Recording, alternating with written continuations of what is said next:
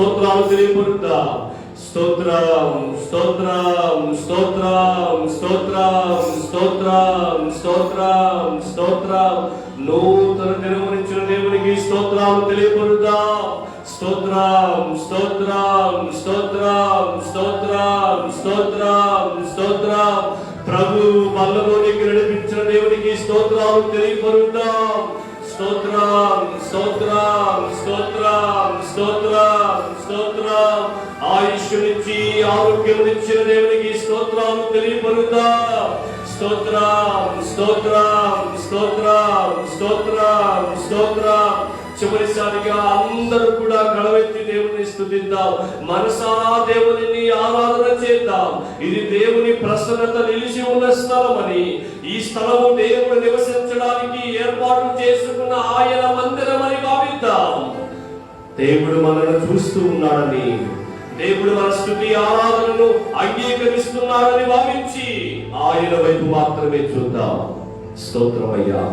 మరి వేటి గురించి ఆలోచన చేయకుండా ఆయన వైపు మాత్రమే చూద్దాం. ప్రేమించేదన్ అధికముగా ఆరాధింతు. ఆకాశం చేతులు చాపి బిగ్గరగా బిగ్గరగా అధికముగా ఆరాధింతు. ఆసక్తితో పూర్ణ మనసుతో ఆరాధింతు. నిన్ను పూర్ణ బలముతో ప్రేమించేదన్. పూర్ణ మనసుతో ఆరాధింతు. నిన్ను పూర్ణ మనసుతో ప్రేమించేదన్. ఆరాధన ఆరాధన ఆరాధన. బిగ్గరగా బిగ్గరగా యేసయ్యానికి స్తోత్రం అని. ఆరాధన ఆరాధన ఆరాధన ఆరాధన. యెహోవా రఫా యెహోవా రఫా. స్వస్థపరిచావే వందనమయ్యా. యెహోవా రఫా యెహోవా రఫా. స్వస్థపరిచావే వందనమయ్యా. నన్ను స్వస్థపరిచావే వందనమయ్యా. మమ్ము స్వస్థపరిచావే వందనమయ్యా. పూర్ణ మనసుతో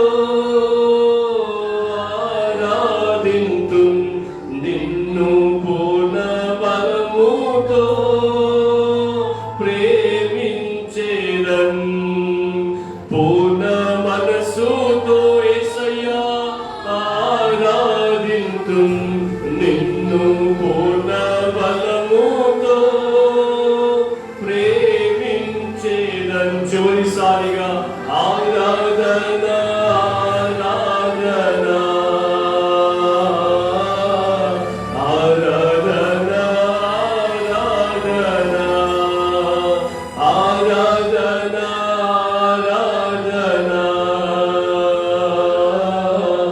ఆరాధన ఆరాధన.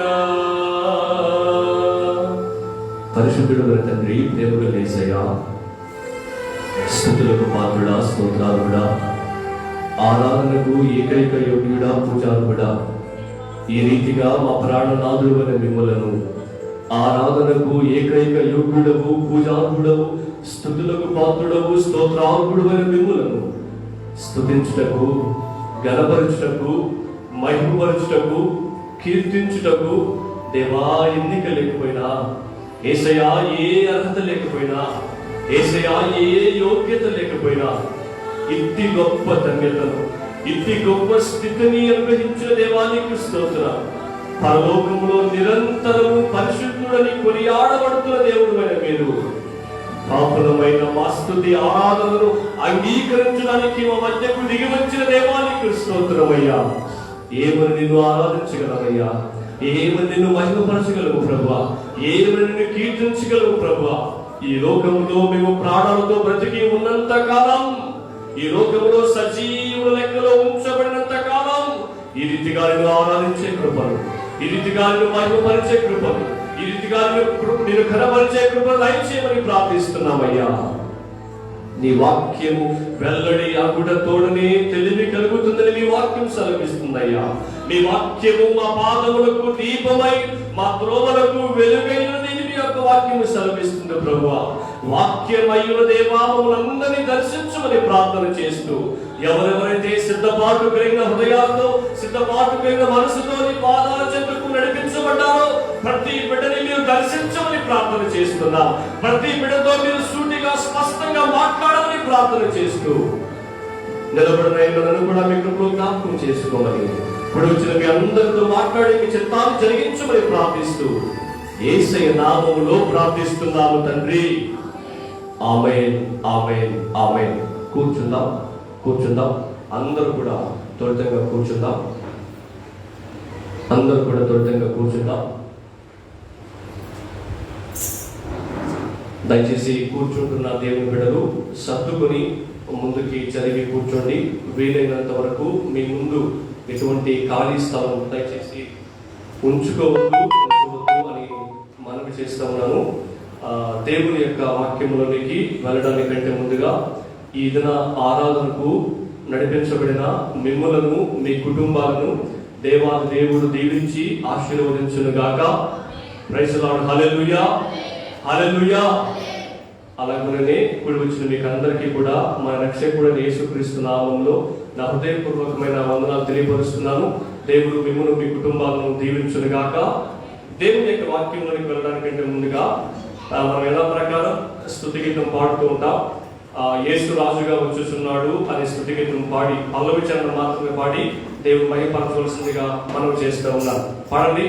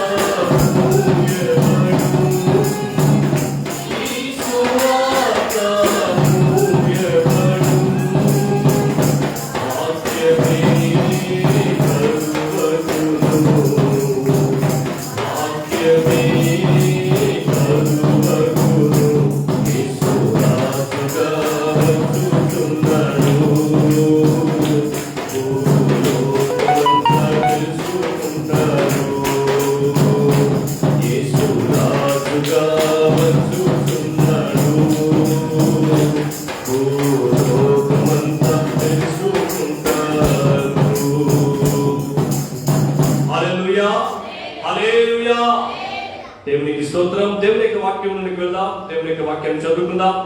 దేవుని యొక్క వాక్యాన్ని చదువుకుందాం. ప్రకటన గ్రంథము 12వ అధ్యాయం. ప్రకటన గ్రంథము 12వ అధ్యాయము 1వ వచనం నుంచి 6వ వచనం వరకు నేను చదువుతాను. మీరందరూ కూడా జాగ్రత్తగా ఆలోచించండి. సమయానుకూలతను బట్టి నేనే చదవడం జరుగుతుంది కాబట్టి మీరందరూ కూడా అర్థం చేసుకోండి. దేవుని యొక్క వాక్యాన్ని చదువుతాను. మీరందరూ కూడా చూడడానికి అర్థం చేసుకోవడానికి ప్రయత్నం చేయవలసిందిగా ప్రాముఖ్యంగా మనం చేస్తా ఉన్నాను. ప్రకటన గ్రంథం 12వ అధ్యాయం 1వ వచనం నుంచి 6వ వచనం వరకు నేను చదువుతున్నాను. అప్పుడు పరలోకమందు ఒక గొప్ప సూచన కనబడెను. అదేనగా సూర్యుని ధరించుకున్న ఒక స్త్రీ, ఆమె పాదముల క్రింద చంద్రుడును, శిరస్సు మీద 12 నక్షత్రముల కిరీటమును ఉండెను. ఆమె గర్భిణి అయి ప్రసవ వేదన పడుచు ఆ నొప్పులకు కేకలు వేయుచుండెను. అంతటా పరలోకమందు ఇంకొక సూచన కనబడెను.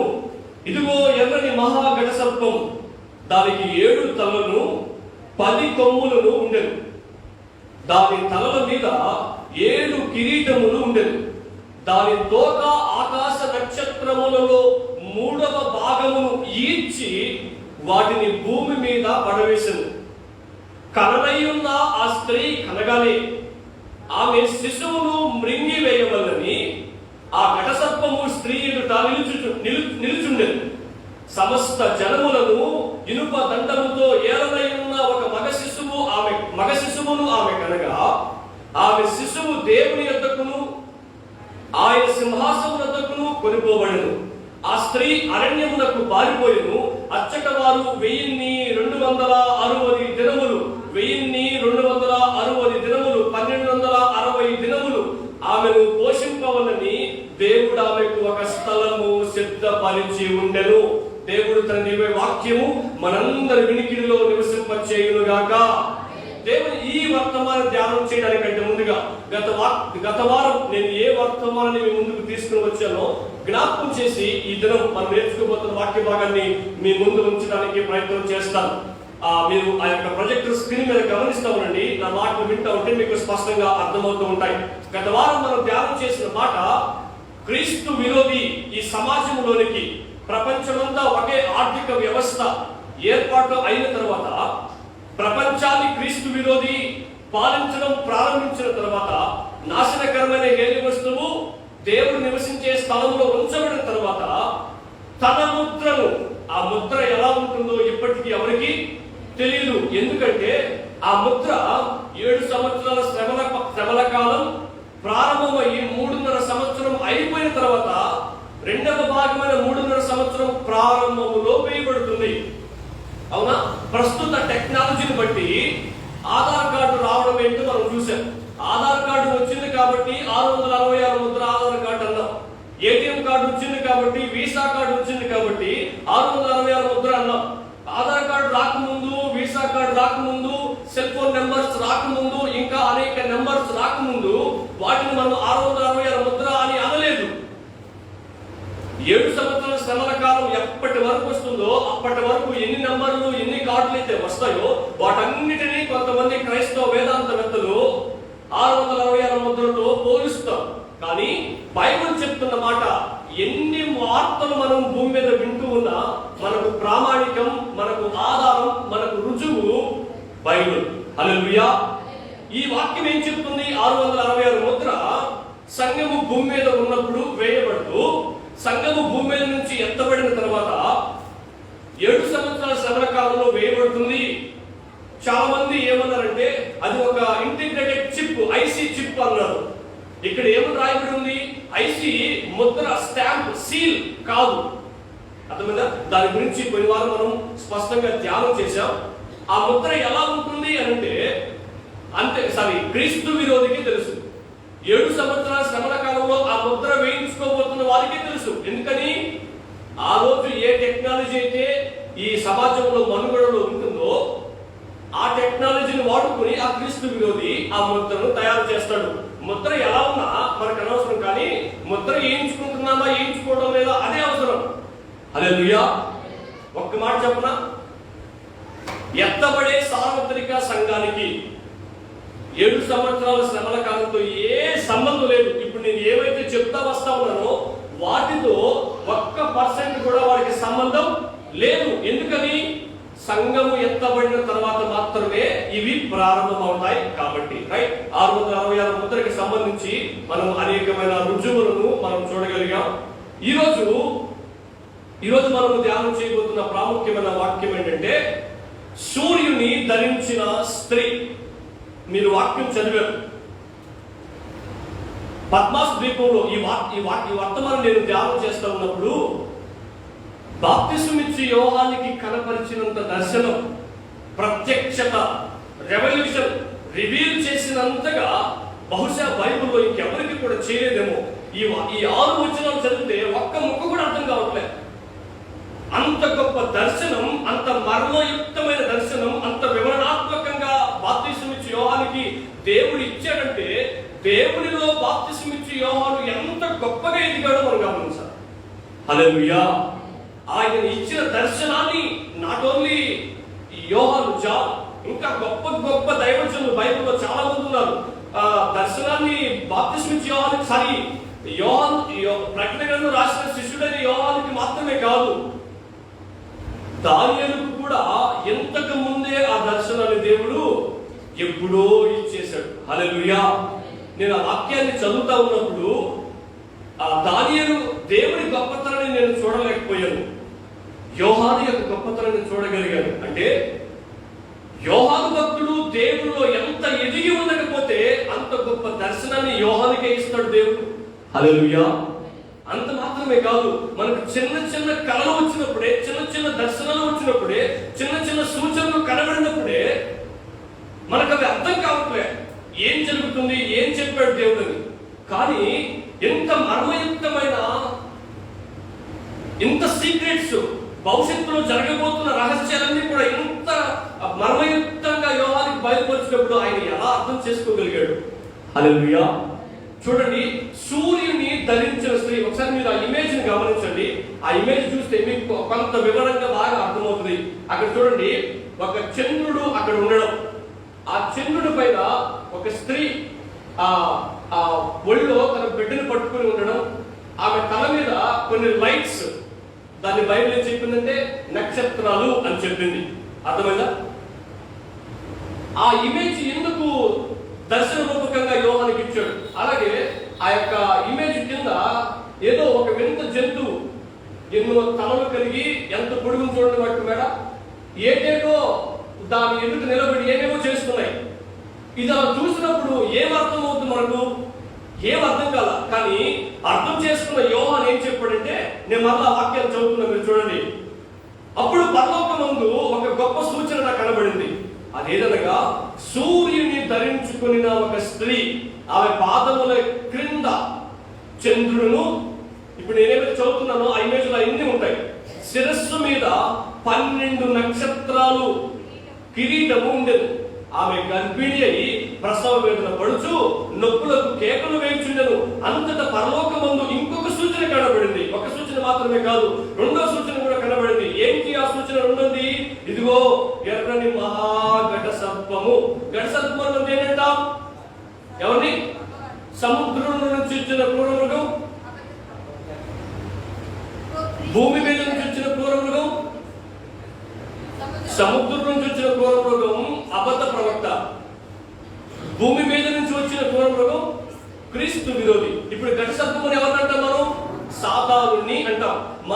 ఇదిగో ఎర్రని మహా ఘట సర్పము, దానికి 7 తలలు 10 కొమ్ములు ఉండెను, దాని తలల మీద 7 కిరీటములు ఉండెను, దాని తోక ఆకాశ నక్షత్రాల్లో 3వ భాగము ఈడ్చి వాటిని భూమి మీద పడవేసను. అంటే అర్థమేంటి తెలుసా? ఆ ఘట సర్పము యొక్క తోక ఎంత పొడుగును చూడండి. ఆ తోకతో దాని ఒకసారి ఆకాశ నక్షత్రాన్ని తరిందంట. ఆ నక్షత్రాలన్నీ కూడా గుట్టకొచ్చేసి భూమి మీద పడిపోయాయంట. అదే అక్కడ రాసిన మాట. తర్వాత కననయున్న ఆ స్త్రీ కనగానే ఆమె శిశువును మింగివేయాలని ఆ ఘట సర్పము స్త్రీ ఎదుట నిలుచుంది. ఇప్పుడు అక్కడ చూడండి, ఆ ఇమేజ్ అలాగే ఉంది. సమస్త జనములను ఇనుప దండముతో ఏలనయున్న ఒక మగ శిశువును ఆమె కనగా, ఇప్పుడు ఆ బిడ్డ ఎవరంట? ఆ ఒళ్ళో ఉన్న బిడ్డ ఎవరంట? సమస్త జనములను పరిపాలించే, ఇనుప దండంతో పరిపాలించే ఒక రాజు. ఆమె ఎవరో, ఆ ఒళ్ళో ఉన్న బిడ్డ ఎవరో, అసలు ఆ సూర్యుడి సంగతి ఏంటో, చంద్రుడి సంగతి ఏంటో, ఆ యొక్క మహా ఘట సర్పం సంగతి ఏంటో నేను స్పష్టంగా మీకు వివరిస్తాను. అలాగే ఉండండి. సమస్త జనములను ఇనుప దండముతో ఏలనయున్న ఒక మగ శిశువును ఆమె కనగా ఆమె శిశువు దేవుని యొద్దకును ఆయన సింహాసనం యొద్దకును కొనిపోబడింది. ఆ స్త్రీ అరణ్యమునకు పారిపోయెను. అచ్చట వారు 1260 దినములు ఆమెను పోషించవలని దేవుడు ఆమెకు ఒక స్థలము ఏర్పాటు చేసెను. ఎన్ని దినములు? 1260 రోజులు. అంటే మన వాడుక భాష ప్రకారం 1260 రోజులు. ఎందుకు 1260 రోజులే రాశారు? ఎందుకు 1260 రోజులనే రాశారు? ఎందుకండి 1260 రోజులని ఎందుకు రాశారు? ఎందుకు రాశారండి? చూడండి, దానియేలు 9వ అధ్యాయం 27వ వచనం ప్రకారం రెండవ అర్ధవారము ఎన్ని సంవత్సరాలు? ఒక వారం ఎన్ని సంవత్సరాలతో సాదృశ్యం? 7 సంవత్సరాలతో సాదృశ్యం. మొత్తం ఎన్ని వారాలు? 770 వారాలు. ఎన్ని వారాలు? 69 వారాలు అయిపోయి. అంటే మనం ఇదంతా వదిలేస్తా వస్తున్నాం, అందుకని చెప్పలేకపోతున్నాం. 69 వారాలు అయిపోయి 70వ వారం మధ్యలో ఏం జరిగింది ఇప్పుడు చెప్తాను. 70వ వారం వచ్చింది. 70వ వారంలో అర్ధవారం అంటే ఎంత? ఒక వారం 7 సంవత్సరాలకి సాదృశ్యం. అంటే అర్ధవారం అంటే 3.5 సంవత్సరం. ఇప్పుడు చూడండి, రెండవ అర్ధవారం ఎన్ని సంవత్సరాలు? అదే రాయబడింది అక్కడ. ఎన్ని సంవత్సరాలు? రెండవ అర్ధవారం అంటే 3.5 సంవత్సరం. ఆ 3.5 సంవత్సరాన్ని మనం నెలలోకి మార్చితే 42 నెలలు. అంతేనా? 42 నెలలు. ఆ 42 నెలల్ని రోజుల్లోకి మారిస్తే ప్రకటన గ్రంథం 11వ అధ్యాయం 3వ వచనం ప్రకారం నేను చదివించట్లే మీ చేత. 1260 దినములు. ఇప్పుడు మన వాక్యంలోకి వచ్చేయండి. 12వ అధ్యాయం 1వ వచనం 6వ వచనం లాస్ట్ లో చదువుతున్నా నేను. అచ్చట వారు 1260 దినములు. సరిపోయిందా లెక్క? అంటే 1260 దినములు అంటే ఎన్ని సంవత్సరాలు? అదే.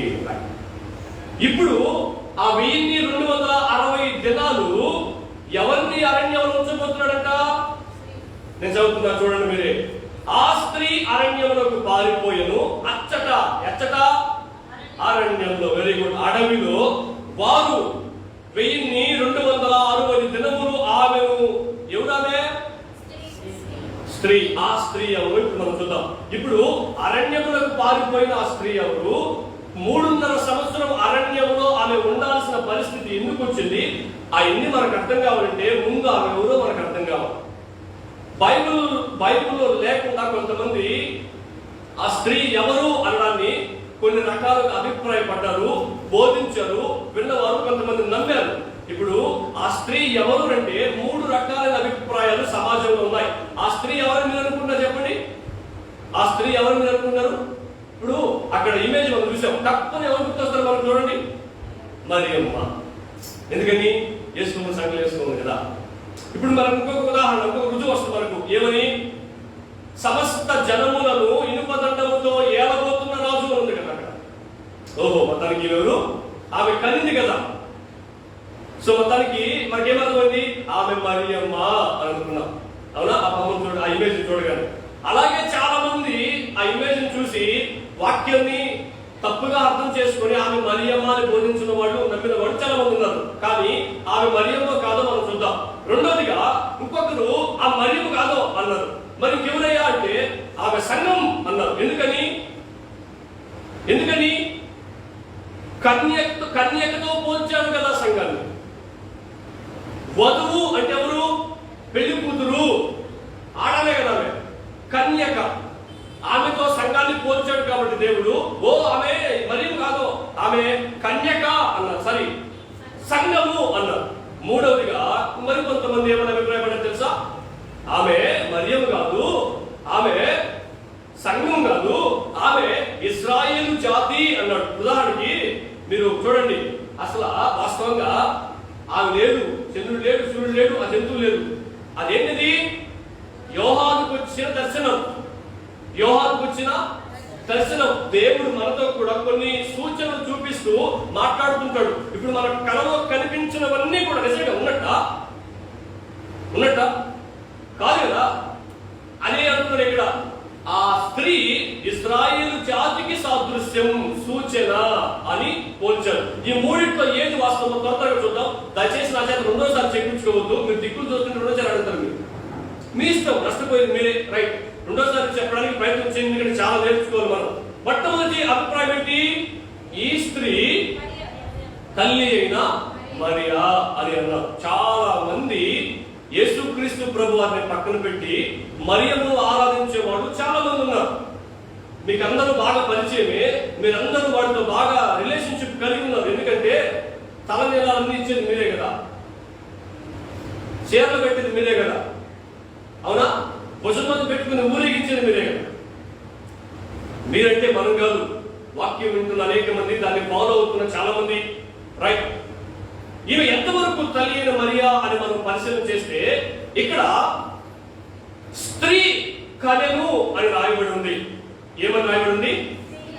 సూర్యుని ధరించుకున్న స్త్రీ అంట. ఇప్పుడు మీరు తప్పుగా అనుకోవద్దు. ఇప్పుడు ఈ పాప ఉంది, ఆ పాపను ఏమంటాం మనం? ఏమంటాం? గాల్ వేరు, ఉమెన్ వేరు, అంతేనా? అవునా? ఎప్పుడు గాడ్ అంటావు? పెళ్లి కాకముందు అంటావు. ఎప్పుడు ఉమెన్ అంటావు? పెళ్లి తర్వాత అంటావు. ఇక్కడ రాయబడిన మాట ఏంటి? కన్యక అని రాయబడలేదు, సూర్యుని ధరించుకుని. నేను చదువుతాను చూడండి, వల్ల నా మాట మీకు అర్థం. రెండోసారి మీరు చెప్పించుకోవద్దు. ఒకటే వచ్చి చదువుతున్నా. పరలోకములో ఒక గొప్ప సూచన కనబడింది. అదే తనగా సూర్యుని ధరించుకుని ఒక కన్యక రాసిందా? స్త్రీ అని రాయబడింది. అంటే అర్థం ఏంటి? వివాహము జరిగించబడిన వాటిని మాత్రమే స్త్రీ అని అంటాం.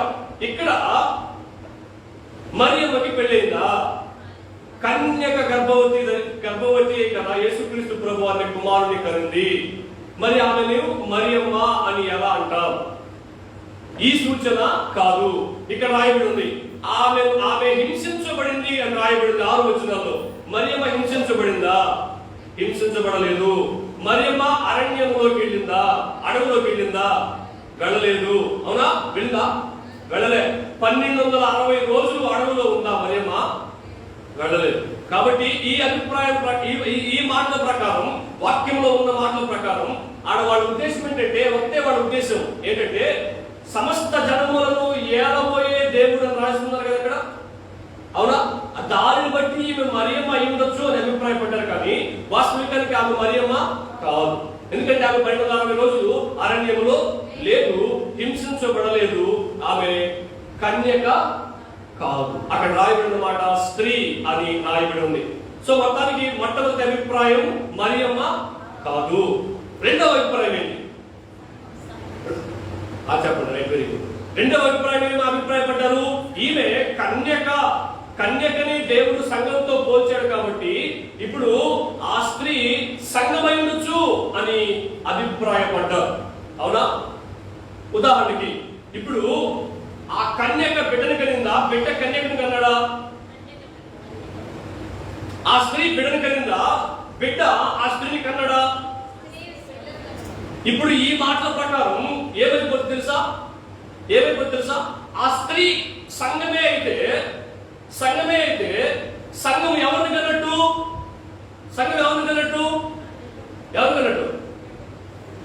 ఏదండి అక్కడ ఉంది కదా, అక్కడ ఈ ఎవరిని కనింది? ఆ బిడ్డని కనింది. ఆ బిడ్డ ఎవరు? యేసుక్రీస్తు ప్రభువు. అవునా? యేసుక్రీస్తు ప్రభువు. ఇప్పుడు ఈయన ఏం చెప్పాడు? సంఘం ఆ స్త్రీ అన్నాడు. అంటే ఆ స్త్రీ యేసుక్రీస్తు ప్రభువుని కదా కనింది. అంటే ఇప్పుడు సంఘం ఎవరిని కన్నట్టు? యేసుని కన్నట్టు. Is it true? యేసుక్రీస్తు ప్రభువు భూమి మీదకి వచ్చినప్పుడు సంఘం ఉందా భూమి మీద? యేసయ్య సంఘాన్ని కన్నాడు. హల్లెలూయా. మనమందరం ఎవరు బిడ్డలమి? ఆయన కన్న బిడ్డలమి, ఆయన రక్తంలో కడుగబడిన బిడ్డలమి. అంటే ఈ సంఘం ఆయన హల్లెలూయా ఏర్పాటు చేయబడింది. ఆయన సంఘాన్ని కన్నాడు, కానీ సంఘం ఆయనని కనలేదు. అది మనం గుర్తుపెట్టుకోవాలి. ఇక్కడ రాయబడిన మాట ఏంటి? ఆమె యేసయ్యకు జన్మనిచ్చింది కాబట్టి ఆమె సంఘం అని అభిప్రాయపడ్డారు. యేసయ్య సంఘాన్ని ఏర్పాటు చేశాడు, కానీ సంఘము యేసయ్యని ఏర్పాటు చేయలేదు. ఇంకా చాలా అభిప్రాయాలు ఉన్నాయి, అవన్నీ మనకు అవసరం లేదు. బైబిల్లో సంఘము కన్యకతో పోల్చబడింది, కానీ స్త్రీతో పోల్చబడేది మనం ముందుగా చూసాం. సంఘము శ్రమలలో ఉండదు, ఇది చాలా ప్రాముఖ్యం. సంఘము శ్రమలలో ఉండదు అందుకు అనేక రుజువులు ఇప్పటికే మనం చూసామండి. ఇప్పుడు ఈ సూర్యుని ధరించిన స్త్రీ భూమి మీదకి ఎప్పుడు రాబోతుంది? 7 సంవత్సరాల శ్రమల కాలంలో. అప్పుడు సంఘం ఎక్కడ ఉంది? మధ్యాకాశంలో. మరి సంఘం ఎక్కడ ఉంది? అవునా? రైట్. ఈ రెండవ అభిప్రాయం కూడా సరైనది కాదు. మొట్టమొదటి అభిప్రాయం ఏంటి? ఈ సూర్యుని ధరించుకున్న స్త్రీ మరియా అన్నారు, కాదు అనుకున్నారు. రెండవ అభిప్రాయం ఏంటి? ఈ సూర్యుని ధరించిన స్త్రీ సంఘము అన్నారు, కాదు అనుకున్నాం. ఎందుకంటే ఈ సూర్యుని ధరించిన స్త్రీ భూమి మీదకి వచ్చినప్పుడు సంఘం భూమి మీద ఉండదు. సంఘం మధ్యాకాశంలో గొర్రెపిల్ల వివాహ మహోత్సవంలో యేసుతో సంతోషంగా ఉంది అని మనం ఇది వరకే ఇంతకు ముందే చాలా వారాలు చూసాం. మూడవ అభిప్రాయం ఏంటి? నేను త్వరగా చెప్పేస్తాను, దాని గురించి పరిశీలన త్వరగా చెప్పేస్తాను. ఇశ్రాయేలు జాతి అన్నారు, ఇశ్రాయేలీలు అని అన్నారు. ఇది ఎంతవరకు వాస్తవం? కొన్ని రెఫరెన్స్లు, ఒక రెఫరెన్స్ 2 రెఫరెన్స్ చదివించి నేను ముందుకెళ్ళిపోతాను, మీకు అందరూ కూడా బాగా అర్థమవుతుంది. యెషయా ప్రవచన గ్రంథం చదవండి, 47వ అధ్యాయం. యెషయా ప్రవచన గ్రంథం. ఇక్కడ చాలా అభిప్రాయాలు ఉన్నాయి, మనం ఒక సమయాన్ని కొలతను బట్టి 1 లేక 2 అభిప్రాయాలు మాత్రమే చూద్దాం. 47వ అధ్యాయం 7వ వచనం నుంచి 9వ వచనం వరకు చదవండి.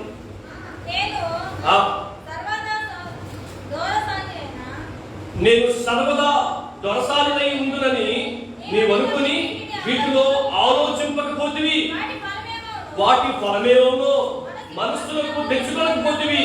కాబట్టి సుఖాసక్తురాలవై నిర్భయముగా నివసించుచు నేనే ఉన్నాను, నేనే తప్ప మరి ఎవరు లేరు, నేను విధవరాలై కూర్చుండను, పుత్ర శోకము నేను చూడనని అనుకునుచున్నదా ఈ మాటను వినుము. ఒక్క దినములోగా, ఒక్క నిమిషములోనే పుత్ర శోకమును వైవేద్యమును ఈ రెండును నీకు సంభవించును.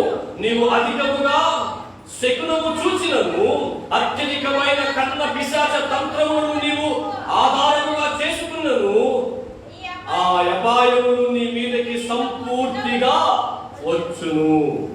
ఇంకా చాలా ఉన్నాయి. ఇప్పుడు ఇక్కడ దానా అంటే అర్థమేంటి? వాడా అంటే అర్థమేంటి? వాడా అంటే పురుషుడు, దానా అంటే స్త్రీ. అవునా? అర్థమైంది మీకు మాట? ఇప్పుడు ఇక్కడ ఈ మాట ఎవరితో మాట్లాడుతున్నారు అర్థం చూడండి. 47వ వచనం. కన్యక అయిన బబులోను క్రిందికి దిగి మంటిలో కూర్చుండము, కల్దీయుల కుమారి సింహాసనము లేకయే నేల మీద కూర్చుండము. నీవు మృదువదివైనను సుకుమారి వదివైనను జనులు ఇక మీదట చెప్పరు.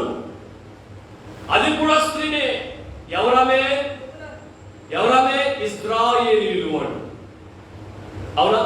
ఇంకా చాలా మాటలు చూస్తే పిల్లలు కననిరానా అని అంటాడు. అంటే ఆమె లేడీతో మాట్లాడుతున్నాడు కాదు అర్థం. ఎవరితో మాట్లాడుతున్నాడు అర్థం? ఇశ్రాయేలు జాతితో మాట్లాడుతున్నాడు. మన సంఘం అంటున్నారు. ఇజ్రాయేల్ జాతి సంఘం ఎట్లా ఉంది? ఇజ్రాయేలీయులు రాను ఏమని పిలువబడ్డారు? యూదులు. మరి సంఘం ఎట్లా ఉంది? యూదులు వేరు, సంఘం వేరు, మూడోది ఎవరు? అన్యులు వేరు. యూదులకు దేవుడు వేసిన ప్రణాళిక వేరు, అన్యులకు దేవుడు వేసిన ప్రణాళిక వేరు, సంఘములకు దేవుడు వేసిన ప్రణాళిక వేరు. సంఘములకు దేవుడు వేసిన ప్రణాళిక ఏంటి? 69 వారాలు అయిపోయిన తర్వాత సంఘము భూమి మీదకి వస్తుంది. యేసే జన్మించి వారి కొరకు ప్రాణం పెడతాడు. ఎవరైతే వాళ్ళందరూ రక్షించబడతారో వాళ్ళందరూ సంఘముగా పిలువబడతారు. ఈ 70వ వారం ప్రారంభం కాకముందే సంఘము అకస్మాత్తుగా వచ్చింది. అకస్మాత్తుగా మధ్యాకాశానికి వెళ్ళిపోద్ది. ఆపిన ఆ 70వ వారం అయిపోద్ది. దాన్నే 7 సంవత్సరాల శ్రమల కాలం అంటారు. అది దేవుడు సంఘానికి వేసిన ప్రణాళిక. ఇప్పుడు మనం ఏం చూస్తున్నాం? 7 సంవత్సరాలు అంటే ఎవరికి? యూదులకి, అన్యులకు కాదు, సంఘానికి కాదు. ఎందుకని? సంఘం భూమి మీద ఉండదు. మరి అన్యులు భూమి మీద ఉంటారు కదా. మరి ఈ తీర్పు సంఘానికి అన్యులకు కాదా అంటే అన్యులకు కాదు. ఎందుకని ఒక ఉదాహరణ చెప్తా జాగ్రత్తగానండి. యూదులు 7 సంవత్సరాల శ్రమల కాలంలో విగ్రహారాధన చేయమంటే చేయరు. ఎందుకని? విగ్రహారాధన చేయకూడదు అని దేవుడు ధర్మశాస్త్రంలో ఇచ్చాడు అని చెప్తారు. ఇంకో మాట గుర్తుపెట్టుకోండి, యూదులకి 7 సంవత్సరాల శ్రమల కాలంలో కూడా కొత్త నిబంధన ఉండదు. ఎందుకని? యేసయ్యను అంగీకరించిన వారు మాత్రమే కొత్త నిబంధన ఫాలో అవుతారు. అదవుతుందా? కన్ఫ్యూజ్ అవ్వద్దు, జాగ్రత్తగా ఆలకించండి. చాలా ఆత్మ సంబంధం సత్యాలు నేర్చుకుంటారు. కాబట్టి వాళ్ళు దేన్ని ఫాలో అవుతారు? పాత నిబంధన ధర్మశాస్త్రాన్నే ఫాలో అవుతారు. ధర్మశాస్త్రాన్ని ఫాలో అయినప్పుడు వాళ్ళు ఏం చెప్తారు? క్రీస్తు విరోధికి మేము విగ్రహాలను చేయమంటారు. మరి అన్ని విగ్రహాలను చేయమంటే నీకు 2 బిడ్డలు ఉన్నారు. ఆ 2 బిడ్డల్లో ఎవరిని పడతావు నువ్వు? మాట వినని వ్యక్తిని. అంటే అర్థమేంటి? చెప్పిన పని చేయని వ్యక్తిని శిక్షిస్తావా? చేసిన వ్యక్తిని శిక్షిస్తావా? చెయ్యని వ్యక్తిని శిక్షిస్తావు. ఇప్పుడు క్రీస్తు విరోధి ఏమంటాడంటే మీరు ఆ విగ్రహాలను చేయండి, విగ్రహానికి మొక్కండి, నమస్కరించండి, పూజలు అర్పించండి, యేసుని పక్కన పెట్టండి అన్నాడు. కొంతమంది ఆయన మాట వినరు. ఎందుకంటే విగ్రహాలను చేయకూడదు, మాకు ధర్మశాస్త్రంలో ఉంది అని అంటాడు. అప్పుడు వాళ్ళు ఏం చేస్తారు? ఆయన ఏం చేస్తారండి? 1260 రోజులు 3.5 సంవత్సరం 4 స్టాప్ గా హింసిస్తాడు. అదే ఇక్కడ రాయబడిన మాట. హల్లెలూయా. మరి అన్యులను శిక్షిస్తాడా? హింసిస్తాడా? ఎందుకని? చెప్పిన పని చేస్తుండే. వాళ్ళకి విగ్రహాలను కొత్త కాదు. ఇంకో మాట చెప్పనా, ఈమె 70-80 సంవత్సరాలు బతికి చాలా మంచి చేసింది అనుకో, పాత పుట్టిన బిడ్డ వాళ్ళ అమ్మ తీసుకొచ్చి ఒక విగ్రహంగా పెట్టింది అనుకో, దాన్ని కూడా మొక్కమంటే మొక్కుతారు. కొత్త ఏం కాదు.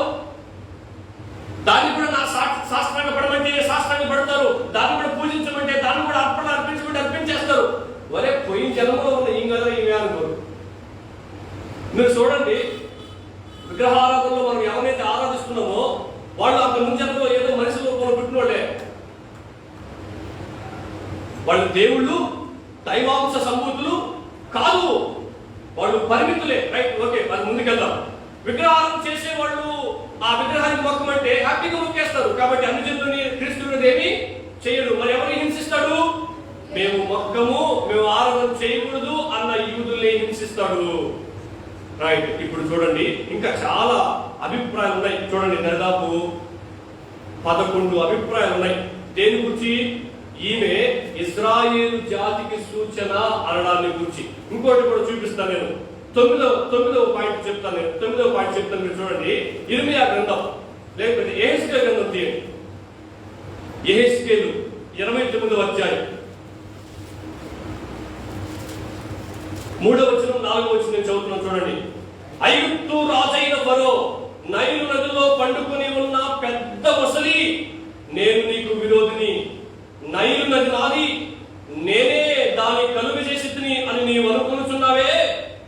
నేను నీ దవడలకు గాలమును తగిలించి నీ నదులనున్న చేపలను నీ పొసుగులకు అంటజేసి నైలులో నుండి నిన్ను నీ పొసుగులకు అంటిన నైలు చేపలన్నిటినీ బయటకు లాగెదను. ఎక్కడుంది నైలు నది? ఎక్కడుంది నైలు నది? ఐగుప్తులో ఉంది. నైలు నది అంతా రక్తంగా మార్చబడింది కదా మోషే వెళ్ళినప్పుడు, ఇశ్రాయేలులను బయటకు లాక్కొచ్చినప్పుడు. అవునా? అది చరిత్ర. ఈ మాటలు దేనికి చెప్తున్నారంటే ఘట సర్పంతో చెప్తున్నాడు. ఏమని? నేను నిన్ను బయటికి తీసుకొస్తాను. మొట్టమొదటి ఘట సర్పము ఐగుప్తు. ఇప్పుడు ఇక్కడ రాయబడిన మాట ఏంటి? ఐగుప్తే కదా. నైలు ఎక్కడుంది? ఎక్కడుందండి? ఐగుప్తులో ఉంది. మోషే 3 సూచక్రియలు చేస్తాడండి ఇశ్రాయేలు బయటకు తీసుకురావడానికి. మొట్టమొదటి సూచక్రియ కర్రను పాముగా మారుస్తాడు, మళ్ళా కర్రను చేస్తాడు. రెండోది నైలు నదిలో ఉన్న నీళ్ళన్నిటిని రక్తంగా మార్చేస్తాడు. వాళ్ళ దవరల్లో, వాళ్ళ పాత్రల్లో, వాళ్ళ గ్లాసుల్లో అన్నీ రక్తమైపోతాయి. మూడోది ఎద మీద చేయి పెట్టుకోగానే కుష్ఠరోగం వచ్చేస్తుంది, మళ్ళా తీయగానే కుష్ఠరోగం పోద్ది. ఈ 3 సూచనలు చూసిన తర్వాత ఫరో అనుకుంటాడు, ఈయనను దేవుడే పంపించాడు అనుకుని ఏం చేస్తాడు? ఇశ్రాయేలును తీసుకెళ్ళిపో అంటాడు. పంపిడు అనుకోండి, తీసుకెళ్ళిపో అంటాడు. ఈ 3 సూచక్రియల్లో ఒకటి నైల్ నదిలో ఉన్న నీటినంతా రక్తంగా మార్చడం. ఇప్పుడు నైల్ నది ఎక్కడుంది? ఫరో పరిపాలన చేస్తున్న రాజ్యంలో ఉంది. ఆ రాజ్యం పేరు ఐగుప్తు. మొట్టమొదటి ఘట సర్పం ఐగుప్తు, రెండవ ఘట సర్పం బబులోను. అర్థమైందా? ఇంకా మనం చూసుకుంటే పోతే అనేకమైన ఘట సర్పాలు ఉన్నాయి. దీన్ని బట్టి మనం గుర్తుపెట్టుకోవాల్సిన విషయం ఏంటి? ఈ సూర్యుని ధరించిన స్త్రీ ఇజ్రాయేలు జాతికి సూచన అని మనం జ్ఞాపకం చేసుకోవాలి. ఇంకో మాట చూద్దామా? ప్రకటన గ్రంథం 11వ అధ్యాయం. ప్రకటన గ్రంథం 11వ అధ్యాయం. ఈ సూర్యుని ధరించిన స్త్రీ ఇజ్రాయేలు జాతి అనడానికి మరొక రుజువు 11వ అధ్యాయం 19వ వచనం నేను చదువుతున్నాను, చూడండి. మరియు పరలోకమందు దేవుని ఆలయము తెరవబడగా దేవుని నిబంధన మందసము ఆయన ఆలయములో కనబడెను. అప్పుడు మెరుపులు, ధ్వనులు, ఉరుములు, భూకంపము, గొప్ప వడగండ్లు పుట్టెను. మందసం ఎక్కడుంటుందండి? అతి పరిశుద్ధ స్థలములో ఉంటుంది. అవునా? అతి పరిశుద్ధ స్థలములో ఉంటుంది. ఈ మందసం ఎవరికి ఉండింది? ఎవరికి ఉండింది? ఇజ్రాయేలీయులకు ఉండింది, కానీ సంఘానికి ఉండిందా? కాబట్టి సంఘము కాదు, ఇజ్రాయేలు జాతికి సంబంధించింది అని చెప్పి మనం పరిపూర్ణంగా నమ్మాలి. ఇప్పుడు చూడండి, ఈ ఘట సర్పము ఎవరంట? ఘట సర్పం ఎవరు? సరే, ఈ సూర్యుని ధరించిన స్త్రీ ఎవరు? ఇజ్రాయేలు జాతి. ఈ ఇజ్రాయేలు జాతిని దేవుడు ఏం చేయబోతున్నాడు? ఏం చేయబోతున్నాడు అండి? ఏం చేయబోతున్నాడు? నేను చదువుతున్నాను, చూడండి. ఆ స్త్రీ అరణ్యమునకు పారిపోయెను. అచ్చట వారు 1260 దినములు ఆమెను పోషించవలని దేవుడు ఆమెకు ఒక స్థలమును సిద్ధపరిచి ఉండెను. ఈ సూర్యుని ధరించిన స్త్రీ ఎవరికి సాదృశ్యం అంటే శేషించబడిన అంటే మిగిలిన ఇజ్రాయేలీయులకు సాదృశ్యం. ఉదాహరణకి ఒక పడవలో ఒక 10 మంది వెళ్ళారు. 10 మంది వెళ్ళిన తర్వాత తుఫాను వచ్చిందో, లేకపోతే పడవ డ్యామేజ్ అయిందో, పడవలోకి నీళ్ళు వచ్చి పడవ మునిగిపోసాగింది. దాంట్లో 6 చచ్చిపోయారు. ఇంకెంతమంది మిగిలారు? 4 మిగిలారు. 10 మంది కదా పోయింది, 4 మిగిలారు. ఆ 4 ఏమంటామంటే శేషించిన వారు అంటాం. మిగిలిన వారు అంటాం కదా, దానిని బైబిల్ పరిభాష ప్రకారం శేషించిన వారు అంటాం. ఇప్పుడు చూడండి, యేసుక్రీస్తు ప్రభు వారి ద్వారా 3.5 సంవత్సరం శ్రమలు వచ్చినప్పుడు భూమి మీదకి యూదుల్లో అనేక మంది చనిపోతారు, అన్యుల్లో అనేక మంది చనిపోతారు, హింసించబడి చనిపోతారు. సహజంగా చనిపోరు. చనిపోయిన తర్వాత మిగిలిన వారు వీళ్ళు. ఎందుకు దేవుడు వీళ్ళని మిగిలించాడు అంటే, ఈ మాట చూపిస్తే మీకు బాగా అర్థమవుతుంది. ఎందుకు దేవుడు వీళ్ళని మిగిలించాడు? ఎందుకు దేవుడు వాళ్ళని అలాగే ఉంచాడు? ఎంతమంది కూడా కౌంట్ చెప్తాను నేను. ఎంతమంది దేవుడు మిగిలించాడు కౌంట్ చెప్తా, చూడండి. 3.5 సంవత్సరం ప్రారంభంలో నాశనకరమైన ఏ వస్తువు పరిశుద్ధ స్థలం ముందు కట్టబడింది. దానికి ఒకటి సంబంధం ఉంటుంది. ఫస్ట్ ఏం జరిగింది? క్రీస్తు విరోధి బొమ్మ పెట్టాడు చర్చిలో. అవునా? రెండో ఏం జరిగింది? అబద్ధ ప్రవక్త వచ్చి, సముద్రం నుంచి వచ్చిన క్రూరమృగం వచ్చి ఆ నాశనకరమైన ఏ వస్తువు అనే క్రీస్తు విరోధి బొమ్మకి నమస్కారం చేయమని, ఆరాధన చేయమని, పూజించమని, మొక్కమని అబద్ధ ప్రవక్త చెప్పాడు. ఎందుకు? ప్రవక్త చెప్తే మనం నమ్ముతాం కదా. లైవ్ లో ఉన్న కాబట్టి నేను కొన్ని ఉదాహరణలు చెప్పట్లేదు. కొన్ని మతాలకు చెందిన వాళ్ళు వాళ్ళని నమ్ముతారు. అవును కదండి? వాళ్ళకే ఇంపార్టెన్స్ ఇస్తారు. వాళ్ళనే పనులు పెట్టుకోవడానికి ఆశపడతారు. అలాగే ప్రవక్త కాబట్టి, అబద్ధ ప్రవక్తని మనం అంటున్నాం, ఆయన ప్రవక్త కాబట్టి, ప్రవచనాలు చెప్తాడు కాబట్టి ఆయన చెప్తే కొంతమంది నమ్మేస్తారు. ఈ అబద్ధ ప్రవక్త ఏం చేస్తాడంటే ఆ క్రీస్తు విరోధి పరిపాలనలో ప్రవచిస్తూ వచ్చి, మీరు ఆయన యేసుక్రీస్తు ప్రభువారయ్యా, మీరు ఆయన దండం పెట్టండి అంటాడు. ఫస్ట్ ఆయన బొమ్మ ఇక్కడ పడింది, తర్వాత అబద్ధ ప్రవక్త వచ్చి ఆయన నమస్కారం చేయమని చెప్పాడు. తర్వాత ఏం చేస్తుంది? క్రీస్తు విరోధి ప్రపంచమంతటికి ముద్ర వేస్తున్నాడు. ఆ ముద్ర పేరు 666 ముద్ర. ఇప్పుడు 4 మనం ఏం ధ్యానం చేసుకున్నాం? సూర్యుని ధరించిన స్త్రీ. ఇందాక నేను పోయిన వారం చెప్పాను ఏమని? కొంతమంది ఈ ముద్ర మేము వేయించుకో అంటారు. ఎందుకని? మేము నాశనకరమైన ఏ వస్తువుని మేము ఆరాధన చేయకూడదయ్యా అని అంటారు. అబద్ధ ప్రవక్తలు కూడా నమ్మరు. అప్పుడు ఏం జరుగుతుందంటే 1260 రోజులు. ఈ స్త్రీ ఎవరికి సాదృశ్యం? ఇశ్రాయేలు జాతికి సాదృశ్యం. అక్కడ 3.5 సంవత్సరాల శ్రమల కాలంలో మేము మొక్కము అన్నది చూసారా, మేము ఆరాధన చేయము అన్నది చూసారా, మేము పూజించము అన్నది చూసారా. వాళ్ళని ఆ క్రీస్తు విరోధి 1260 రోజులు అరణ్యంతో ఎందుకు పోల్చారు? అరణ్యంలో ఎటువంటి సౌకర్యాలు ఉండవు, అడవిలో ప్రమాదాలు ఎక్కువ ఉంటాయి, అడవిలో అపాయాలు ఎక్కువ ఉంటాయి, అడవిలో ఇబ్బందులు ఎక్కువ ఉంటాయి, అడవిలో ప్రాణాపాయకరమైన పరిస్థితులు ఎక్కువ ఉంటాయి.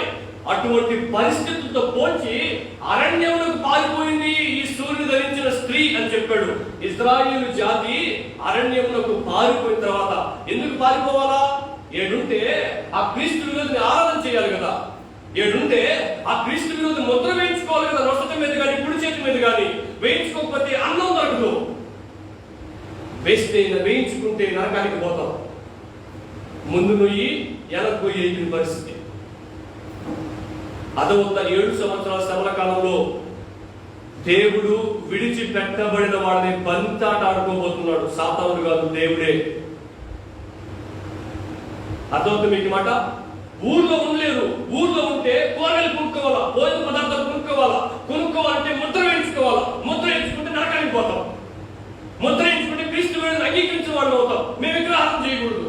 ధర్మశాస్త్రం చూడండి, తూచా తప్పకుండా నేటికి కూడా విడిచిపెట్టబడిన యూదులు పస్కా పండుగ చేస్తారు. పొల్లు బాదు, క్షణం దాటదు.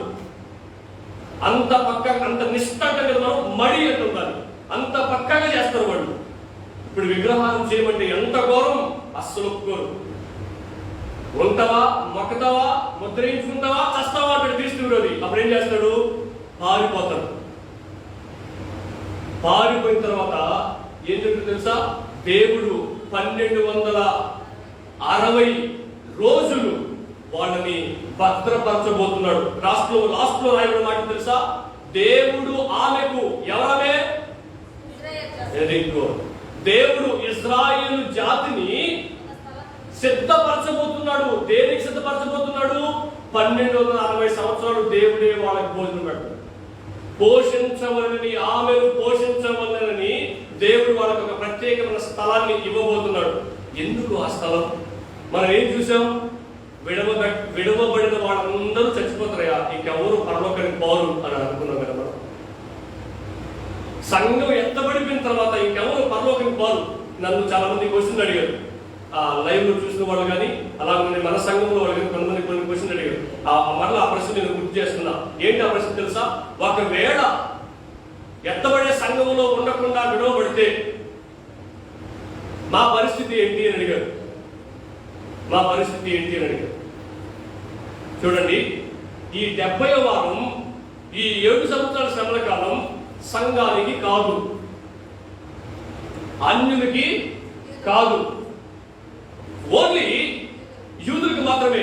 అన్యులకి దేవుడు వేసిన ప్రణాళిక నేను మరలా చెప్తా, దానికి 2-3 స్టెప్పులు దాటాలి. అప్పుడు అన్యులు వేసిన ప్రణాళిక దేవుడు తీసుకొస్తాడు భూమి మీదకి. సంఘం భూమి మీద నుంచి ఎత్తబడిపోయిన తర్వాత యూదులకు దేవుడు ఏర్పాటు చేసిన ఆపిన 70వ వారం ప్రారంభమవుతుంది. ఆ 7 సంవత్సరాల శ్రమల కాలం ఓన్లీ ఫర్ జూడ్స్, యూదులకు మాత్రమే. విడవబడిన వాళ్ళు ఎవరు? ఇక్కడ 100 మంది ఉన్నామండి మనం. వీళ్ళలో 70 మంది పరలోకం పోయారు, 30 మంది ఇవ్వబడ్డారు. ఉదాహరణకు వెళ్తాం, ఈ బాప్తిసం తీసుకుంది, బూతులు మాట్లాడుతూ ఉంది. ఈమె సంఘస్థులు అంటామా, అన్యులు అంటామా? ఎట్లా అంటాం? బాప్తిసం తీసుకుంటున్నాయి. ఇప్పుడు కాసేపు బాబులో చేయలేకపోతున్నాయి. అర్థమవుతుంది మీకు మాట? ఎట్టంటావు? అన్యులు అంటానికిలే బాప్తిసం తీసుకుంది, విశ్వాసి క్రైస్తవుడు అంటానికిలే బూతులు మాట్లాడుతుంది. అటువంటి వ్యక్తుల్ని దేవుడు విడిచిపెట్టేస్తాడు. సంఘం తీసుకెళ్ళిపోయిన తర్వాత వాళ్ళు అలాగే ఉండిపోతారు. ఇప్పుడు మీరు చెప్పండి, ఆమెను సంఘస్థులు అంటామా, లేకపోతే యూదులు అంటామా, లేకపోతే అన్యులు అంటామా?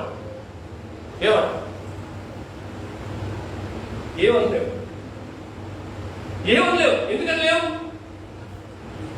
సంఘస్థురాలే, కానీ సంఘస్థురాలకు తగిన క్రియలు ఆమెలో, జీవిత విధానం ఆమెలో లేదు. ఎలా చెప్పబోయే అంటే కాబట్టే కదా ఆమె విడవబడింది. హల్లెలూయా. అర్థమవుతుంది మీకు మాట? ఆమె సంఘస్థురాలు కాదు, ఎందుకంటే చెడ్డ జీవితాన్ని కలిగి ఉంది. అన్యులను కాదు, యేసుని నమ్ముకుని బాప్తిజం తీసుకుని చర్చికి వెళ్తుంది. వారింట్లో ఏం జరిగినా ప్రార్థన పెట్టుకుంటారు. ఇలా ఎంత మంది లేరండి తరగలు. ఇప్పుడు మీరు ఆలోచన చేయండి. నేను గుండెల మీద చేసుకుని చెప్తాం, నేను సంఘము క్రీస్తు శరీరం అనేది శరీరంలో ఒక అవయవాన్నేనా? నేను అన్యుడిని కాదు, యూదుని కాదు, సంఘమేనా? చెప్పగలరా మీరు ఎవరైనా? రైట్.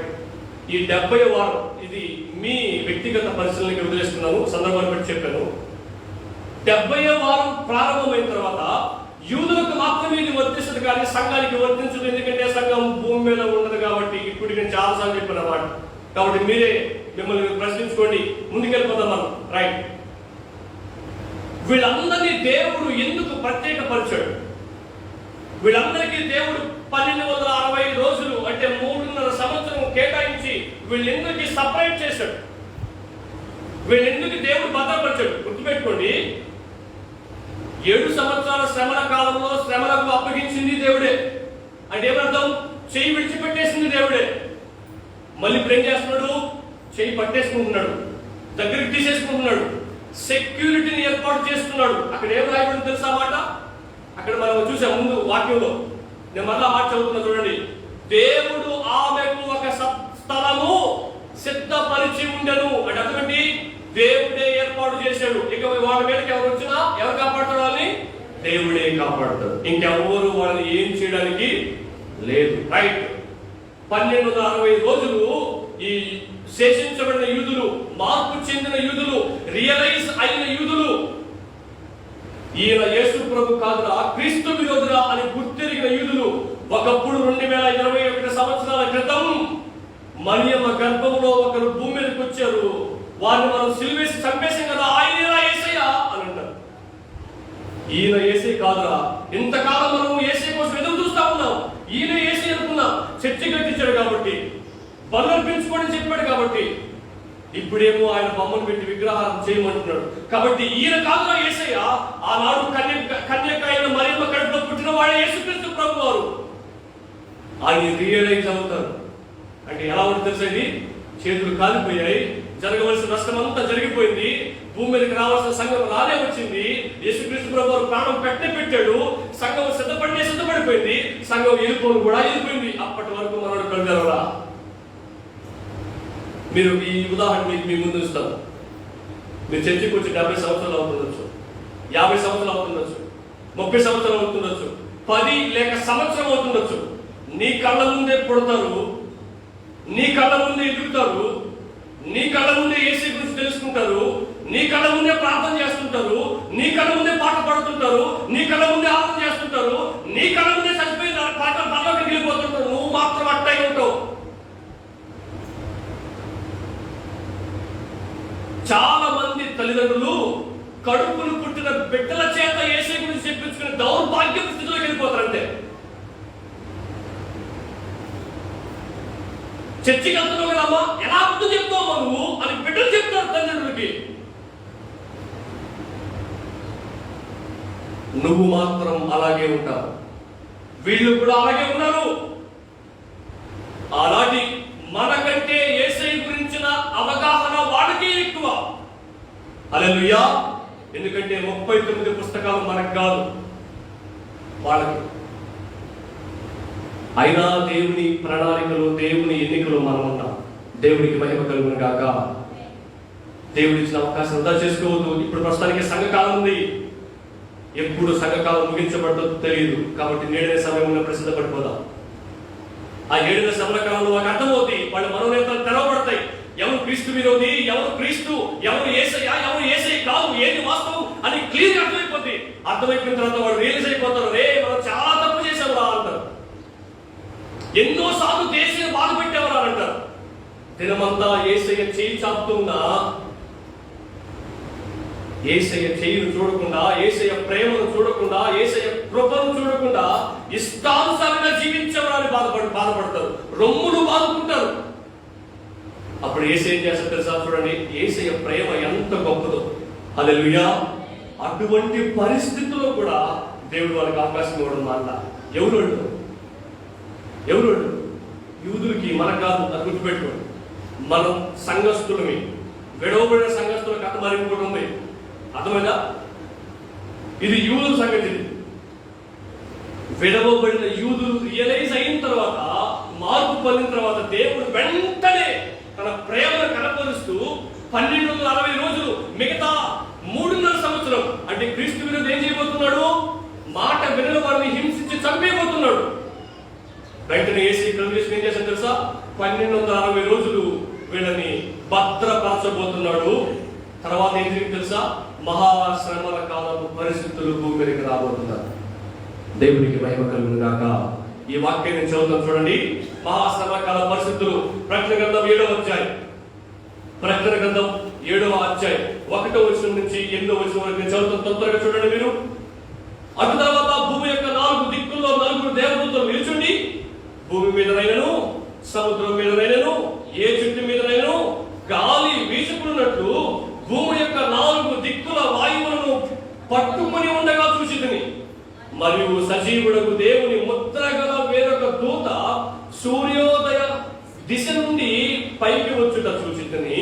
భూమికిని సముద్రమునకును హాని కలుగు చేయుటకై అధికారము పొందిన ఆ 4 దూతలతో, ఈ దూత మేము మా దేవుని దాసులను వారి వశముల యందు ముద్రించు వరకు భూమికైనను, సముద్రంకైనను, చెట్లకైనను హాని చేయవద్దని బిగ్గరగా చెప్పాను. దేవుని నమ్ముకున్న బిడ్డల యొక్క నొసట్ల మీద దేవుడు ఒక ముద్ర వేయబోతున్నాడంట. మరియు ముద్రించబడిన వారి లెక్క చెప్పగా వింటిని. ఎవరైతే ఆ ముద్ర వేయించుకున్నారో, ఎవరేసారు ముద్ర? ఎవరంటే ఇప్పుడు దేవుడి సంగతి. క్రీస్తు విరోధి ఎలాగైతే ముద్ర వేస్తున్నాడో యేసయ్య కూడా అలాగే ముద్రిస్తాడు. ఇప్పుడు సంఘాన్ని దేవుడు ఎలా ముద్రించాడు? ఎలాగండి? ఎఫెసీయులకు రాసిన పత్రిక 1వ అధ్యాయం 13వ వచనం త్వరగా ఏంటి? ఎఫెసీయులకు రాసిన పత్రిక అనగా రక్షణ సువార్తను విని క్రీస్తునందు విశ్వాసం ఉంచి వాగ్దానము చేయబడిన ఎక్కడ? మనం రిపీట్ చేయండి. ఏ ఆత్మ చేత? పరిశుద్ధాత్మ చేత మనము ముద్రించబడ్డాం. అంటే దేవుడు మనల్ని ఎలా చేశాడు? పరిశుద్ధాత్మ ద్వారా సీలేశాడు, మనకు ముద్రేశాడు.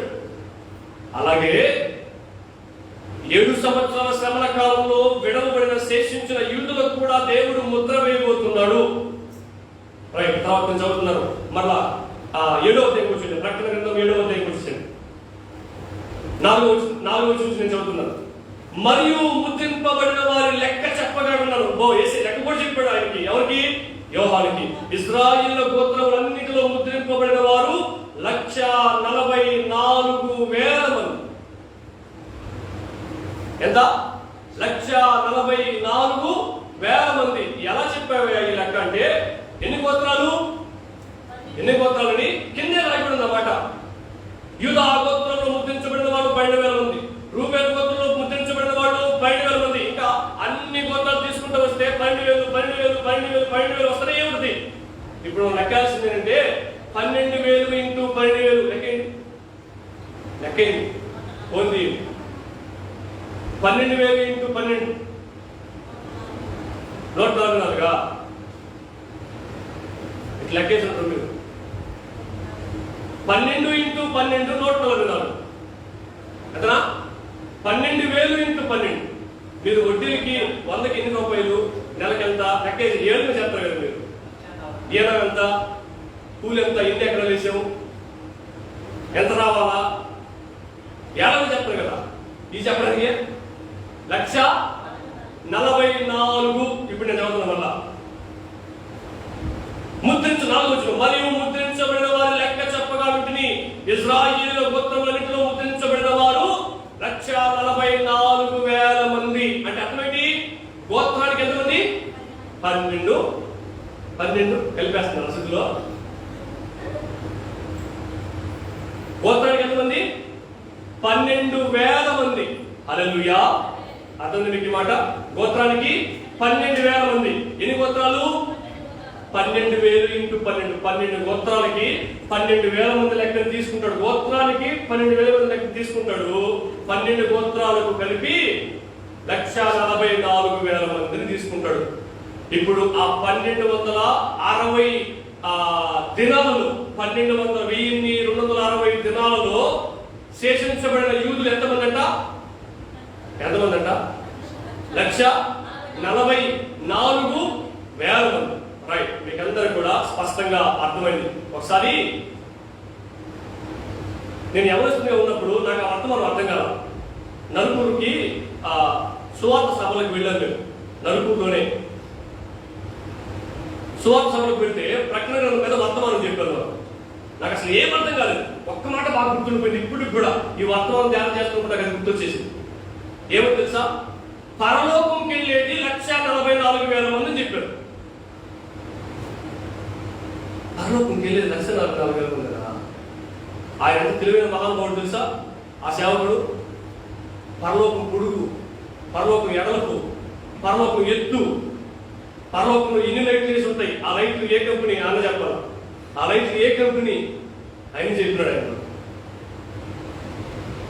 ఏ లెక్క ప్రకారం పరలోకంలో ఉండబోయేది 1,44,000 మంది. ఒక ఉదాహరణ చెప్తాం. మన ఆంధ్రప్రదేశ్ లో 13 జిల్లాలు ఎంతమంది ఉన్నారు సుమారుగా జనాలు? ఎంతమంది ఉన్నారు తెలియదు. సుమారుగా చెప్పండి. 8 లేక 9 కోట్లు అంతనా? మన భారతదేశంలో 13 130 కోట్ల మంది కంటే ఎక్కువ శాతం జనాభా మన దేశం చైనా, వాళ్ళ ఎక్కువ. ప్రపంచ జనాభా మొత్తం పోల్చుకుంటే ఇన్ని 100 కోట్లు. మన భారతదేశమే 130 కోట్లు ఉంటే ఇంకా మిగతా దేశం ఇన్ని కోట్లు ఉండాలి. అంతమంది జనాల్లో ప్రస్తుతానికి అది భూమి పుట్టినప్పటి నుంచి ఎంతమంది పుట్టి చచ్చిపోయినారు. మనం పుట్టిన తర్వాత మన తర్వాత తరం సంఘం ఎంతకాలం ఉంటుంది అంతకాలం మంది ఎంతమంది పుట్టబోతున్నారు, ఎంతమంది చనిపోబోతున్నారు, వాళ్ళందరూ ఎంతమంది యేసుని నమ్ముకోబోతున్నారు, వాళ్ళందరూ కలిపి 1,44,000 మంది కదా.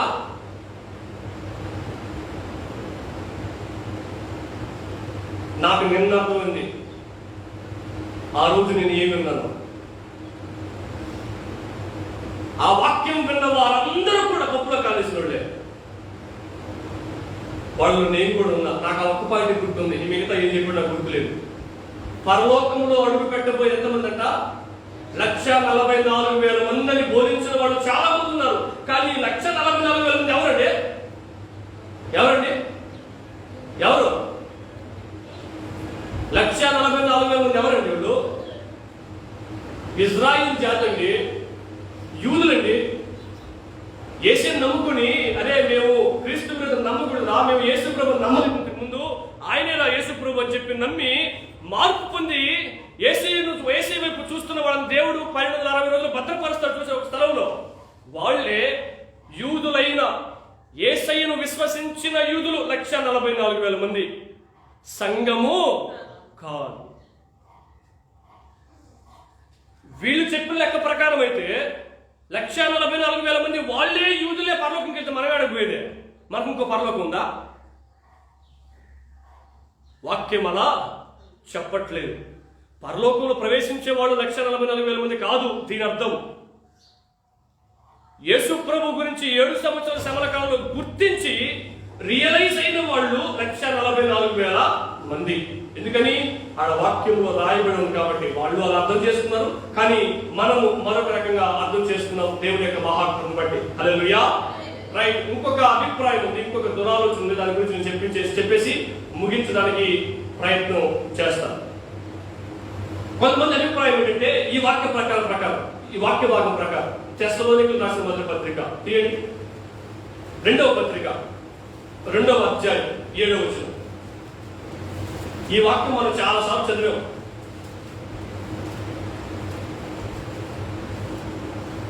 చదవండి. 2వ అధ్యాయం 7వ వచనం. ధర్మ విరోధ సంబంధమైన మర్మము ఇప్పటికే క్రియ చేయుచున్నది కానీ ఇది వరకు అడ్డగించుచున్నవాడు మధ్య నుండి తీసివేయబడు వరకే అడ్డగించును. మర్మము అంటే రహస్యలే, ఇంగ్లీష్లో సీక్రెట్ లే. సంఘం బైబిల్ దేంతో పోల్చింది? సరే ఏం చెప్పేసాను, మరణాన్ని దేవుడు దేంతో పోల్చాడు? సంఘంతో పోల్చాడు. ఇప్పుడు ధర్మ విరోధ సంబంధమైన మరణం అంటే ఏంటి? సంఘం. అర్థమైందా?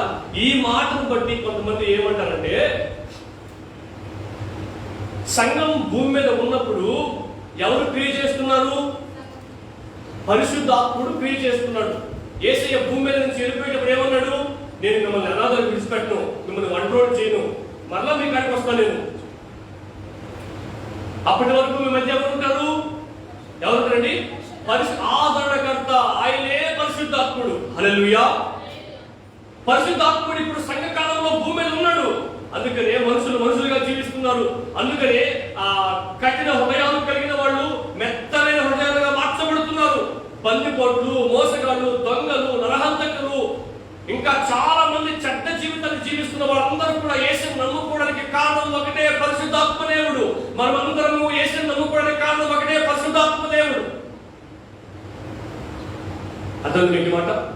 వీళ్ళ అభిప్రాయం ఏంటంటే, సంఘము ఉన్నప్పుడు పరిశుద్ధాత్ముడు భూమి మీద ఉంటాడు, సంఘము ఎత్తబడేటప్పుడు సంఘంతో పాటు పరిశుద్ధాత్ముడు భూమి మీద నుంచి పైకి వెళ్ళిపోతాడు, ఇంకా భూమి మీద పరిశుద్ధాత్మ దేవుడికి పని లేదు అని అంటాడు కొందరి అభిప్రాయం. ఈ వాక్య భాగాన్ని బట్టి నేను మరొక వాక్య భాగం చూపిస్తాను.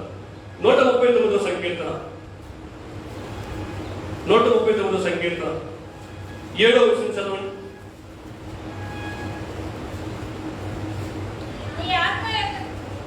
చదువు.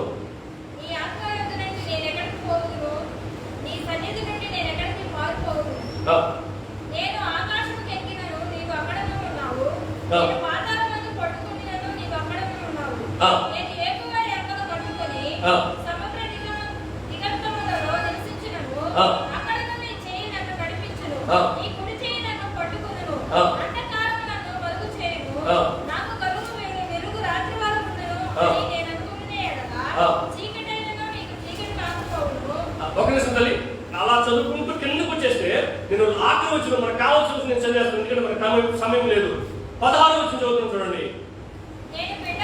నేను పిండమునై ఉండగా నీ కన్నులు నన్ను చూచెను, నియమించబడిన దినములలో ఒక్కటైనా కాకముందే నా జీవితమంతా నీ గ్రంథములో లిఖితములు అయ్యాయి. దీన్ని బట్టి మనం అర్థం చేసుకోవాల్సిన విషయం ఏంటి?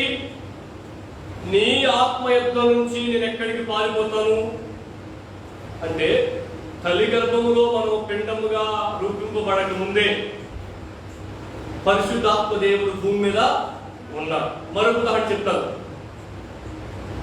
దేవుడు మనిషిని చేసేటప్పుడు మనము అన్న పదాన్ని వాడతాడు. మనము అన్న పదం ఏకవచనానికి సంబంధించింది కాదు, బహువచనానికి సంబంధించింది. అక్కడ మనము అని ఎవరు మాట్లాడుతున్నారు? తండ్రి, కుమార, పరిశుద్ధాత్ముడు.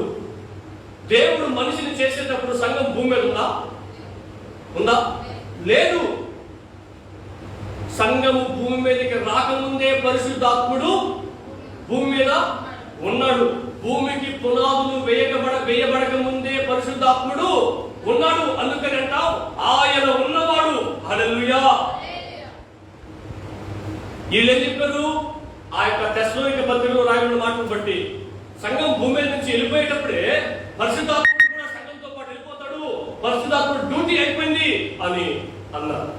కానీ ఇక్కడ వాక్యం సెలవిస్తుంది, పరిశుద్ధాత్మ దేవుడే సంఘం వెళ్ళిపోయినా కానీ తన బిడ్డలైన యూదులను, తన బిడ్డలైన అన్య జనులను విడిచిపెట్టలేదు. వాళ్ళలో మార్పులు తీసుకుని వచ్చేవాడు పరిశుద్ధాత్ముడు. దేవునికి మహిమ కలుగును గాక. మీరు ఆలోచన చేస్తారా? ఆ 1,44,000 మందిని 1260 రోజులు కాపాడబోయే దేవుడు పరిశుద్ధాత్ముడు. సంఘం భూమి మీద ఉండిన, సంఘం భూమి మీద నుంచి మధ్యాకాశానికి ఎత్తబడిన వాళ్ళందరినీ కాపాడబోయే దేవుడు పరిశుద్ధాత్ముడు. అందుకనే మనము దానికి హెడ్డింగ్ పెట్టి ఏమో తెలుసా? మహాశ్రమల కాలపు పరిశుద్ధులు అని మనం వాడాం. ఆలోచన చేస్తాం కదా. వాళ్ళందరికీ మనకు ఈ కొత్త నిబంధన వర్తిస్తుందేమో కానీ వాళ్ళకి కొత్త నిబంధన వర్తించదు అని మనం జ్ఞాపకం చేసుకోవాలి. గుర్తుంచుకోండి, ఈ సూర్యుని ధరించిన స్త్రీ గురించి మనం ధ్యానం చేశాం. ఆ మాటలు ధ్యానం చేస్తున్నప్పుడు వాడు క్రీస్తు విరోధిని అంగీకరించలేక, క్రీస్తు విరోధి చెప్పినట్లు చేయలేక, అలాగని యేసయ్యా క్షమించు, ఎన్నో సంవత్సరాల నుంచి నీ సేవకులు పంపించి మాకు చెబుతున్నా నేను వినలేదు అని క్షమాపణ కోరలేక వారి పరిస్థితి చాలా దయనీయమైన స్థితిలోనికి వెళ్ళిపోయింది. కానీ దేవుడు మనకిచ్చిన గొప్ప భాగ్యం. ఇప్పుడు యూదులు సంఘం భూమి మీద ఉన్నప్పుడే యేసుక్రీస్తు ప్రభువుని అంగీకరిస్తే వాళ్ళు ఎలా మారుతారు? సంఘంగా మారుతారు. అన్యులు సంఘం భూమి మీద ఉన్నప్పుడే అరే నేను ఇటువంటి ప్రాణము లేని వాటిని నేను ఆరాధన చేయకూడదు, జీవము కలిగిన దేవుడు యేసుక్రీస్తు ప్రభువును తెలుసుకొని యేసయ్యా ఇక మీద నుంచి నువ్వే నాకు దేవుడివి, ఇక మీద నుంచి నేను నిన్నే నమ్ముకుంటాను, నిన్నే ఆరాధన చేస్తాను అనుకున్నాను అనుకోండి, వాళ్ళు ఎవరుగా పిలువబడతారు? ఒకే మాట, యేసయ్యను ఎవరైతే అంగీకరిస్తారో వాళ్ళందరూ అన్యుల జాబితా నుంచి కావచ్చు, యూదుల జాబితా నుంచి కావచ్చు, సంఘముగా పిలువబడతారు. దేవునికి మహిమ కలుగును గాక. ఆ యూదులు కూడా మన మధ్య నుండి ఈ వాక్యం ఉంటే బాగుండేదేమో. హల్లెలూయా. వారు కూడా యేసయ్యను ఇప్పుడే సంఘము ఎత్తబడక ముందే అంగీకరించేసి పరలోక రాజ్య నివాసులుగా మనవలే మార్చబడి ఉంటే బాగుండేదేమో. ఇప్పుడు గుర్తుపెట్టుకోండి, మనము విడవబడ్డామంటే ఇటు యూదులము కాలేదు, ఇటు అన్యులము కాలేదు, ఇటు సంఘము కాలేదు. మరి మన పరిస్థితి, దేవుడు ధవళ సింహాసనపు తీర్పు తీర్చబోతున్నాడు. ఆ ధవళ సింహాసనపు తీర్పు ఏంటో నేను రాబోతున్న దినాల్లో తెలియపరచబోతున్నా. నేడు అనే సమయం ఉన్నప్పుడే మన జీవితాలను దేవునికి అప్పగించుకొని దేవుని కృపలో బలపరచబడి మధ్యాకాశానికి కొనుక్కోబడతాం. తల ఉంచుదాం, ప్రార్థన చేద్దాం. పరిశుద్ధానికి వందనాలు. నీ సన్నిధిని మమ్మల్ని నడిపించుకున్నావు. ఇప్పటి వరకు మమ్మల్ని సజీవ లెక్కలో ఉంచావు. ఎన్నో సంవత్సరాల నుంచి 39 పుస్తకాలు రాసావు ప్రభువా ఇజ్రాయేల్ జాతి కొరకు. అయినా వాడు మీకు లోబడలేదు, అయినా వాడు మిమ్మల్ని నమ్మలేదు, అయినా వాడు మిమ్మల్ని అంగీకరించలేదు. నీవే నిజమైన దేవుడిని గుర్తెరగలేదు. అయితే అన్య జనాంగంలో నుంచి, అన్య జాతుల నుంచి మమ్మల్ని సంఘంగా ఏర్పాటు చేసుకున్నావు ప్రభువా. మరలా అటువంటి పాత రోత బ్రతుకులు మేము వెళ్ళకుండా, పాపిష్టి జీవితాన్ని మరలా జీవించకుండా నీవు త్వరగా రాబోతున్నావు నీ వైపు చూస్తూ, సిద్ధపడిన మమ్మల్ని తీసుకుని పోతావు నీ వైపు చూస్తూ మా జీవితాన్ని ముందు కొనసాగింపు చేసుకున్నప్పుడు దయచేసి. ఒకవేళ నీ వర్తమానం వింటున్న వారు ఎవరైనా క్రైస్తవునిగా పిలువబడుతూ కూడా, బాప్తిస్మం తీసుకుని కూడా, బలలో చేవేస్తూ కూడా పాపానికి సంబంధించిన వాటిని జరిగిస్తున్నారేమో, పాపానికి సంబంధించిన మాటలు మాట్లాడుతున్నారేమో, పాపానికి సంబంధించిన ఆలోచనలు తలంచుతూ ఉన్నారేమో, పాపానికి సంబంధించిన వాటిని చూస్తున్నారేమో, దయతో ప్రతి బిడ్డని క్షమించి క్షమాపణ కోరుకొని సంఘంలోనికి చేర్చబడిపోతున్నాయి. తప్పిపోయిన కుమారుడు ఎలాగైతే మార్పు పొంది మళ్ళా మీ చెంతకు చేర్చబడ్డాడు, అలాగే ఈ వాక్యం వింటున్న వారందరూ కూడా తండ్రి మరలా నీ వైపు చూస్తూ నీ బిడ్డగా పిలువబడి అర్హత దయచేసి ప్రార్థిస్తూ యేసు నామములో ప్రార్థిస్తున్నాం తండ్రి. ఆమేన్, ఆమేన్, ఆమేన్. దేవునికి స్తోత్రం.